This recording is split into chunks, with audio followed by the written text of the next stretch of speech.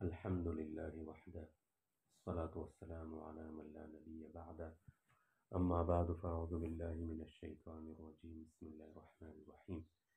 بے فاسد کی مثال ذکر کر رہے تھے، مروجہ مثالیں۔ آج مثال نمبر 7 وہ ہے قبضہ کرنے سے پہلے چیز کو آگے بیچنا۔ آج کل بعض تاجروں کے ہاں ایسا ہوتا ہے کہ چیز خریدی جاتی ہے اور اس پر خود یا بذریعہ وکیل قبضہ کیے بغیر اس چیز کو آگے فروخت کیا جاتا ہے۔ عموماً باہر سے سامان تجارت منگوانے کی صورت میں اکثر ایسا کیا جاتا ہے، جبکہ شرعی لحاظ سے قبضے سے پہلے چیز کو فروخت کرنا ایک فاسد معاملہ بنتا ہے جس سے اجتناب لازم ہے۔ دوسری طرف قبضہ کی شرط پر عمل درآمد اتنا مشکل بھی نہیں کہ اس میں تنگی اور حرج محسوس کیا جائے، کیونکہ قبضہ کے لیے وکیل کے ذریعے قبضہ بھی کافی ہے، اور وکیل کے لیے کوئی تخصیص نہیں ہے بلکہ کسی کو بھی وکیل بنایا جا سکتا ہے۔ لہذا باہر سے مال منگوانے کی صورت میں یہ ہو سکتا ہے کہ مال بردار کمپنی کو قبضے کا وکیل بنایا جائے، جس کے بعد اس کمپنی کے جہاز میں مال پہنچنے سے قبضہ ہو جائے گا۔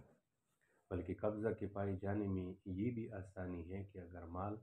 پہنچانے کا کرایہ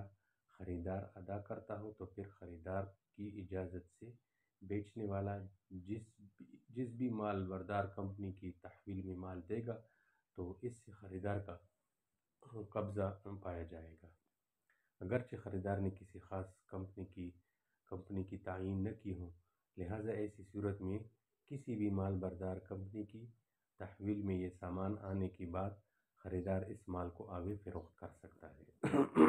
البتہ اگر کسی جگہ قبضہ حاصل کرنے کی کوئی بھی صورت ممکن نہ ہو، اور ایسی صورت بہت شاذ و نادر ہوگی، تو کیا کرنا چاہیے پھر؟ تو ایسی صورت میں پھر یہ کیا جا سکتا ہے کہ حتمی خرید و فروخت کے بجائے پھر کیا خرید و فروخت کا وعدہ کیا جائے، اور جب وہ سامان عملاً حاصل ہو جائے تو پھر اس کو آگے فروخت کر دے۔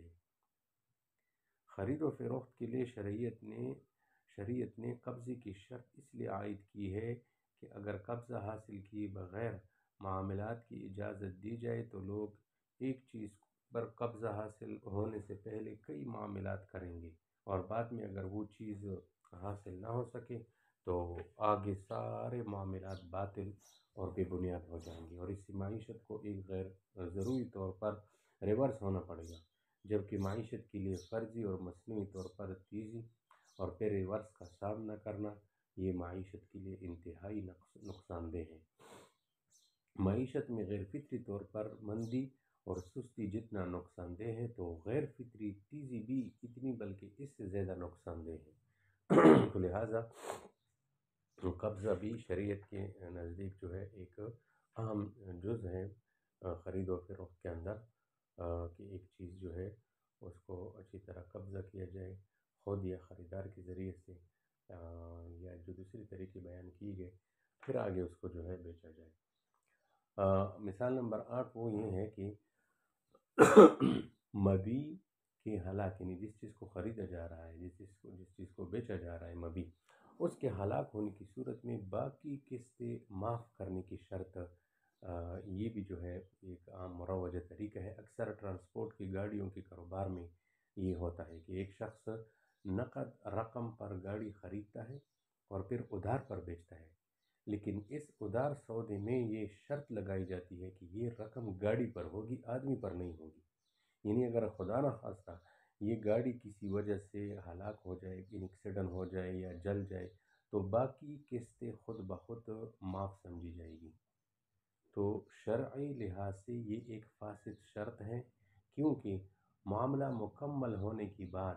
خریدار پر خریدی ہوئی چیز کی قیمت کی ادائیگی بہرحال لازم رہتی ہے، خواہ وہ چیز باقی رہے یا کسی حادثے میں ضائع ہو جائے۔ لہٰذا ایسا معاملہ اگر کوئی کرے تو اس کو منسوخ کر کے نئے سرے سے اس شرط کے بغیر معاملہ کرنا ضروری ہوگا، ورنہ ایک فاسد معاملے کے ارتکاب کی وجہ سے فریقین گنہگار ہوں گے۔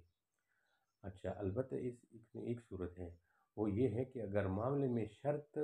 یہ فاسد شرط، اس شرط کے لگائے بغیر ایسا ہو کہ مبیع کے ہلاک ہو جانے کی صورت میں بیچنے والا خریدار سے اپنی آزادانہ مرضی کے تحت باقی قیمت معاف یا کم کر دے تو اس میں کوئی حرج نہیں، اس میں کوئی حرج نہیں، بلکہ یہ ایک تبرع اور باعث ثواب کام ہوگا۔ تو بے فاسد کے جو مثال نمبر 7 اور 8 بیان کی گئی، اور پھر آخر انشاءاللہ 9 اور 10 بیان